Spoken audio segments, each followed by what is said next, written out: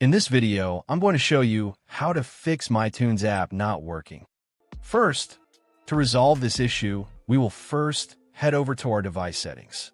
From here, scroll down and tap on General. Once you're in the General Settings tab, look for iPhone Storage option and tap on it.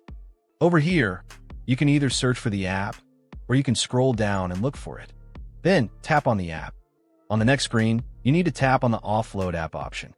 A confirmation pop-up will come up. Now tap on the Offload app option here. It'll take a bit for processing, and then a reinstall button will show up. Simply tap on it to reinstall the app. This should resolve the issue, but if it doesn't, then you need to check if the app is running an older version. Head over to App Store. From here, double tap on this search icon in the bottom right corner, and then search for the app.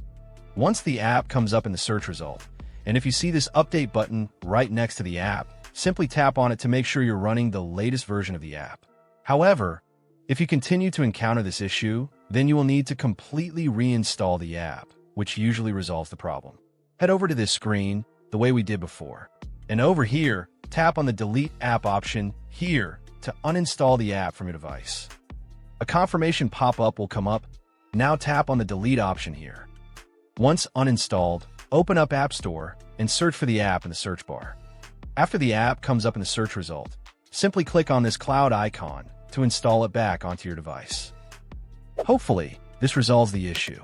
If it does, consider sending a super thanks to support our channel.